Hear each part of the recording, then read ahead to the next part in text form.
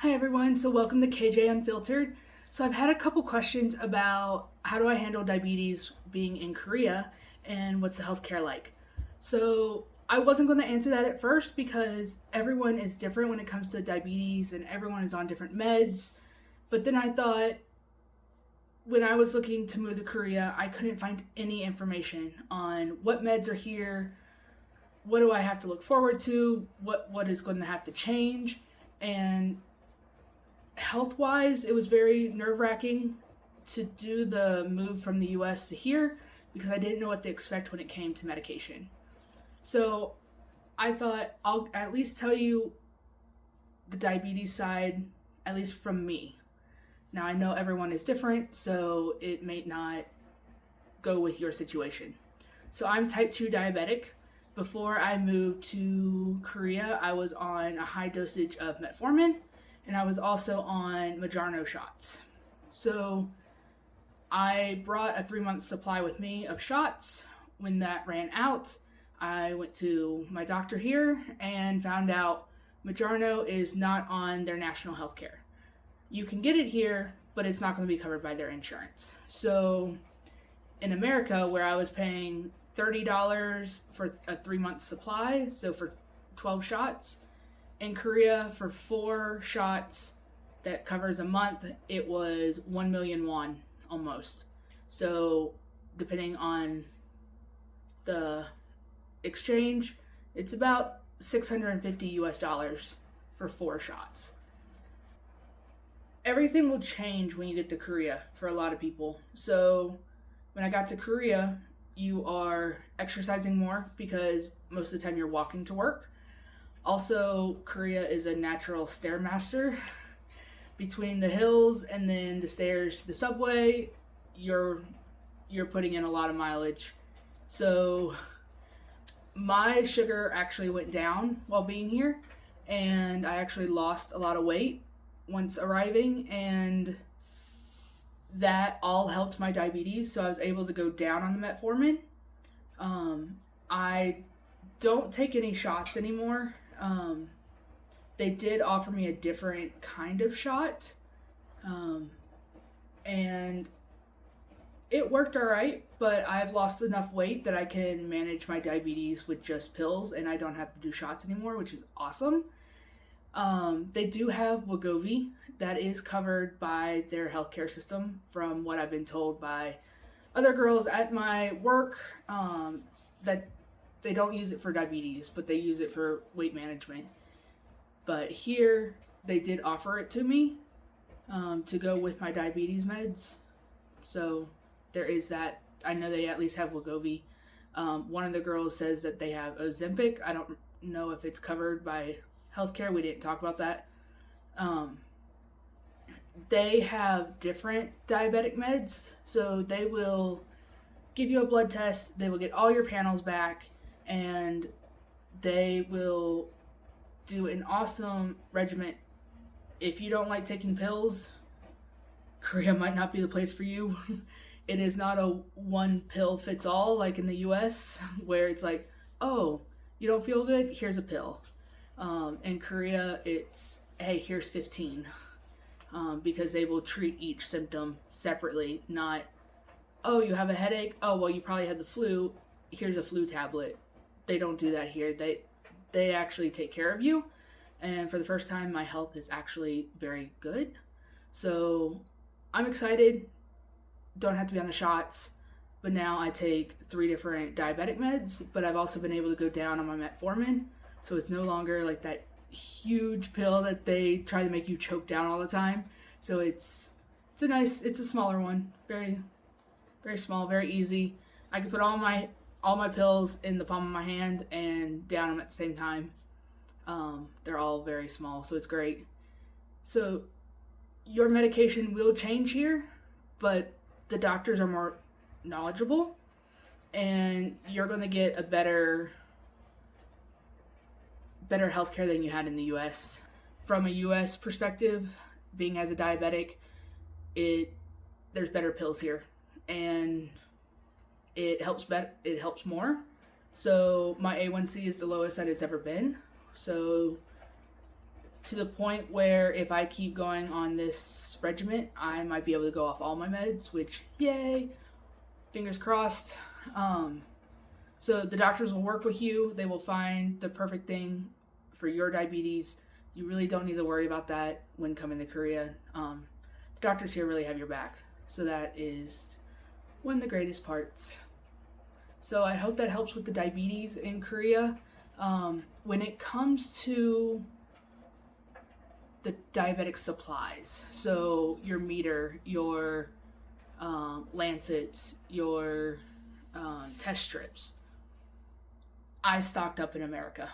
I'm going to be honest. I have enough to last me probably 2 or 3 years. And I bought an extra meter so I could have one at work and one at home, and I don't have to like transport it back and forth with me every time.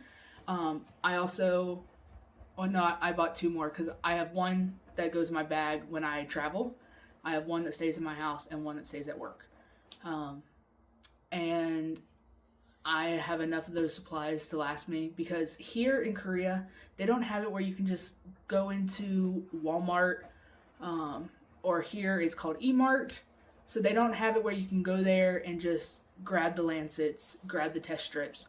Everything has to be prescribed by the doctor. So that part's annoying.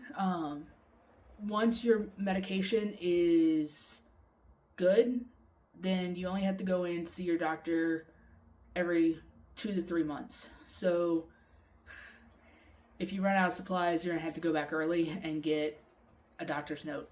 So if you're from the US and you're planning on moving here or about to move here, my suggestion is stock up. It makes life much easier. I have a huge container of lancets that I put into a Tupperware container that locks, so I don't have to worry about those, and then I just restock my kits as they go down. Same with the lancets, or same with the test strips. My only suggestion is don't try to combine a lot of those test strips into other bottles or into a container that is airtight, which I tried to do. I lost about 6 months worth of test strips because I put them in a no light. It's supposed to be the same as those bottles that they stay in, but it actually ruined all of them. So I lost about 6 months of test strips, which is bad, but it is what it is. So keep them in the bottles. I know it's going to be annoying, especially with packing, but what I started to do was I would fill the bottles, so not just 30 days. I end up being it fits about 3 months worth in one bottle. I would keep them in the same bottle, and then I would just fill my bag around in any of the empty spots, filled my tennis shoes while packing. So that was the easiest way to get those in there. When it comes to the needles, the lancets, definitely have those in like a box. I love my container box. Let me go grab it. I'll show it to you. So this right here is my box full of lancets, and at the top I put so I used to get these for free in the US because I was part of a diabetic program because I worked with the government. And so I put my prescription on the top just in case when you're coming through customs they have any questions. And you can be like, I am diabetic, there is my doctor's note. I also had a doctor's note. But all these little lancets, because they are dangerous, because they are sharps, I found this container at Walmart, and right here it locks on both sides, and it fits perfectly in one of the little corners of your bag that goes under the plane, not on top, under the plane. And then these are the one-touch lancets. So you'll see, not just 30, I put as many as I could in there. So then all of these right now are about a 3-month supply. So that is what I did. It's completely up to you, but I am one of those that is super over prepared, and I wasn't sure what to expect here. And when I got here and I found out even to get a higher dosage of allergy meds, you have to have a doctor's note. So if it's above 10 milligrams and you're taking, so I take 180 milligrams for allergies, I have to have a doctor's note. So pretty much all meds, you have to have a doctor's note. So with these, if you can stock up on it in the US, if you have extras, I wasn't checking my sugar in the US 4 or 5 times a day like they were telling me to, so I had a lot of extras. So keep your extras, bring them with you, pack them up, and yeah. Same with these. I did not have them just in a bag like I do now. They were out one by one, and then I just used them to fill the empty holes in my bag. So then it doesn't take up a lot of your packing space because you're going to want to pack as much as possible.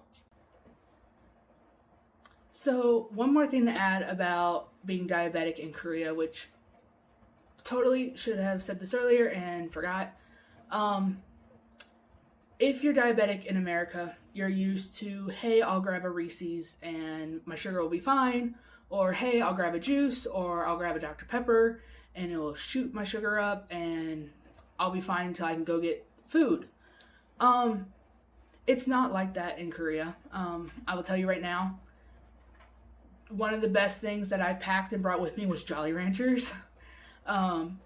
If you have a certain candy, especially a hard candy that you like, bring a lot with you, just until you can learn what helps your sugar when it's low and what doesn't, because getting here, more than likely you'll have a lot of lows because your body needs to get used to the walking. So as a teacher, where they put me in my housing, I walk 15 to 20 minutes one way. So I'm walking 30 to 40 minutes a day, not including what I do in the gym. So when you're not used to walking and you're used to driving everywhere, and then now you're in a place that you don't do a car and you're not really far enough where you want to take the time to wait for a bus, and the bus really won't put you too much closer. So you start walking and burning sugar and doing all that stuff. So the chocolate abroad, whether it's Korea or another country, the chocolate abroad, which I've realized with my traveling, is not the same in the US. So it's not as sugary. It does not raise your sugar. I realized this my first time abroad in Paris when my sugar went super low, and I was like, I've had 4 chocolate bars, and my sugar only went up 2 points. I was like, I'm still in emergency mode. I was like, I can't get it up. And they're like, the chocolate here is different. It's made differently. It doesn't have the added sugars. So I realized at that point, before I even got to Korea, chocolate won't work. Get to Korea, even the sugary drinks are not as sugary here. So grabbing a Dr. Pepper does not raise my sugar. Grabbing a regular Coke does not raise my sugar. So I was like, what is going to work? So the Jolly Ranchers helped me until I found some peanut butter cookies that raises it a little bit. It does not spike my sugar. I actually have to bring in food from overseas. I have to order it and have it brought in for my sugar parts. They do have Skittles here. Skittles kind of help, but again, they're not as sugary as in the US. So any kind of food that keeps your sugar up that you like, bring it with you. So definitely, I did the huge 5-pound bag of Jolly Ranchers, and I wish I had done 2 or 3 bags, because to bring in one of those bags, so if you go to Walmart in the US, a 5-pound bag of Jolly Ranchers is maybe $10 if you find it when it's on sale. 14 max if you go to Walmart. If you do Publix or something, it's going to be more, but Publix is more. So If you grab that at Walmart, you're only paying between $10 to $15. If you order it a 5-pound bag and you order it from here to bring in, it's going to cost you about 30. So 30 US dollars. So bring as much as you can with you, whether it's in your book bag that you're carrying on the plane, your carry-on that you're bringing on the plane, or throwing it under the plane. With Jolly Ranchers, don't just open the bag and scatter them in your bag. They sometimes do melt, so don't do that. Always have them in some kind of a bag, even if you just put it in multiple. So I put it in multiple Ziploc bags because I wanted to bring several Ziploc bags with me. So just space them out in your bag that way, but always make sure that they're in some other bag just in case it melts. So then it doesn't mess up your clothes, doesn't ruin your clothes, or so when you get here, your clothes don't smell like Jolly Ranchers. So that is my advice. There is not Reese's here. You'll have Hershey's, but you don't really see Reese's. There's Hershey's, there's Kit Kat, there's not Crunch bars, there's not any other Reese's. All of that stuff has to be ordered in, and it comes from overseas. So I hope that helps. Also, they do have peanut butter here, but if you're diabetic, bring a large one with you and have it in your book bag on the plane. That is one of my biggest advice that I give to people. I brought one with me, and just keeping my sugar up the first month. First time in my life I've ever gone through a peanut butter jar in a month.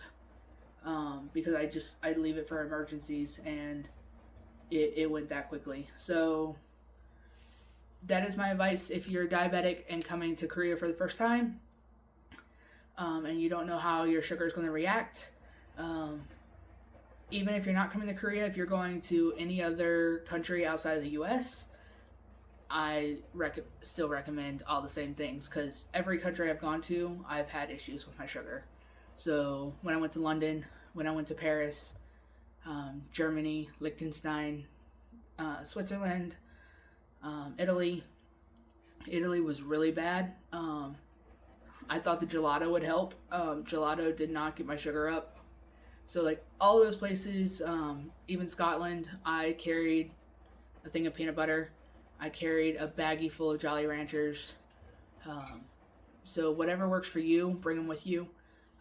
The only other thing I wish I had brought with me was Lifesavers, because Lifesavers is a little bit easier to throw in your mouth, especially while teaching.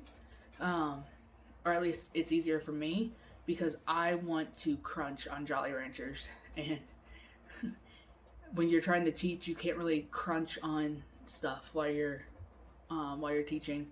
So that's my advice. I hope it helps. If you have any other questions, leave me a comment. Have a great day.